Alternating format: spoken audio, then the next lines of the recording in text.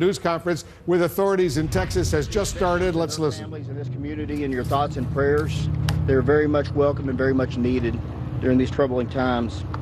The Texas Rangers, DPS personnel, the FBI, ATF, and Wilson County Sheriff's Office, and several other agencies continue to work continuously over the past 2 days.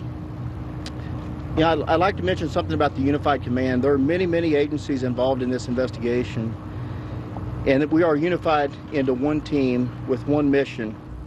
And in my opinion, this investigation right here is what right looks like. Every agency has their own expertise, and we're using that expertise to do a very thorough investigation. As far as the investigation, we've collected a substantial amount of evidence to piece together what happened here. Bodies have been removed and transported to the medical examiner's office for autopsy. A substantial amount of evidence, physical evidence, has been collected, including hundreds of shell casings, more than 15 magazines, 30-round capacity magazines have been recovered. The suspect vehicle has been processed with the suspect's body inside. Multiple interviews have been conducted in numerous cities and other states. Victims have been identified and next of kin have been notified.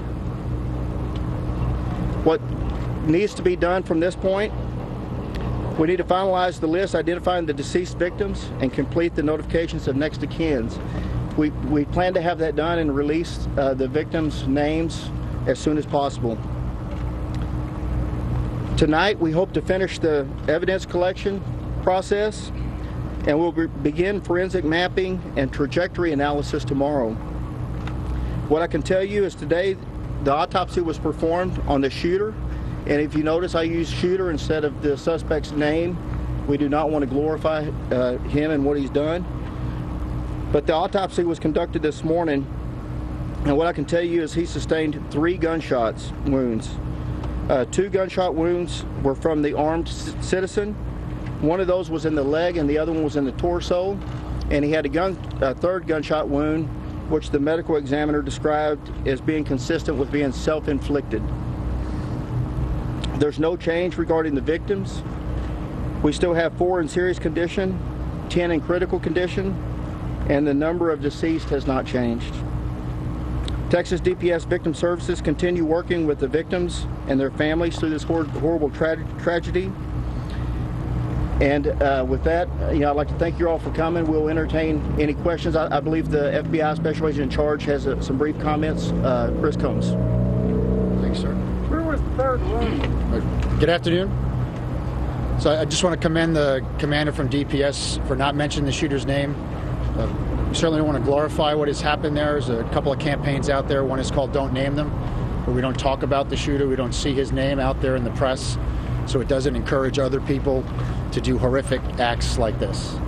I can tell you that the scene in there is horrific, is not even a word to describe it. I certainly want to commend the first responders who went in there from fire, EMS, and the police department, and the FBI and the DPS Ranger evidence teams that are in there now taking care of this.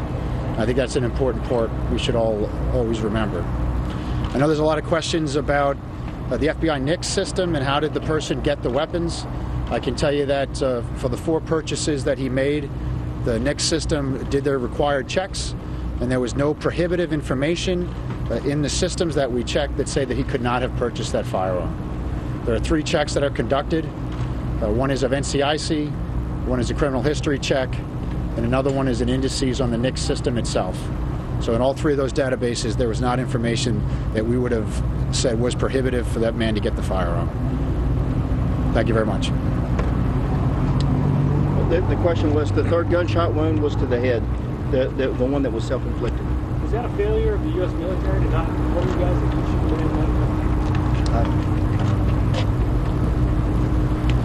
in? So obviously, everybody's taking a look at what happened there. I believe the Air Force released a statement about 30 minutes ago, so we're working with them to try to figure out what happened there. Sir, was the shooter's grandmother-in-law among the victims? I'm sorry? Sir, was the shooter's grandmother-in-law among the victims? She was not. Was he fired from the Army? I'm sorry. Was he fired from the Army? Can you answer this?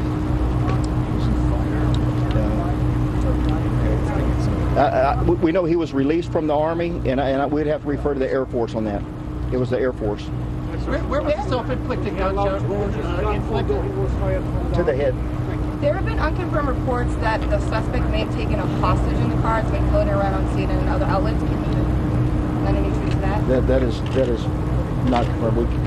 That's not true. Dick Cruz today mentioned apparently he thought that the shooter might have attended the same church. Untrue? I'm not aware of the shooter attending this church. He had family members that attended. His spouse attended this church. Sir, Commander, did you say that the grandmother-in-law was not?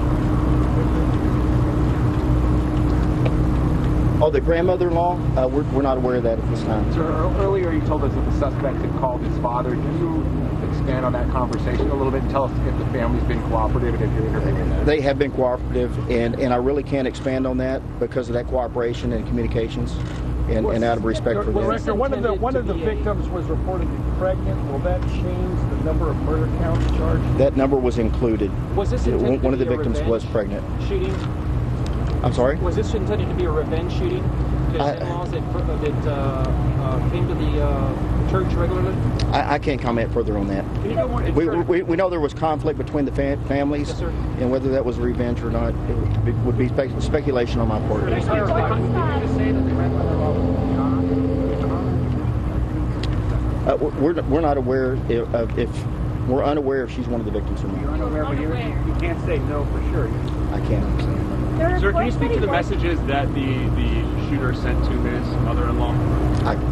I can't. The phones are being explored at this time, and I don't have that information. Officer, If the crime was not racial, not religious motivated, can we say right now that he came to kill the mother-in-law? There are many ways that he could have taken care of the mother-in-law without coming with 15 loaded magazines and an assault rifle to a church. I think he came here with a purpose and a mission, and I have, that's my. How many magazines? Can you clarify the weaponry? I'm sorry? How many magazines? You said 15 earlier. You said 4. There were 15 magazines collected here at the crime scene. And how many were empty? How many of those magazines were empty? All of them. Thank you for coming out, ladies and gentlemen. That'll be the last question. We will have a briefing for you tomorrow. Continue to follow us on Twitter, and we will also through email as well. Thank you. What time will you take? We will announce that through email and Twitter as well.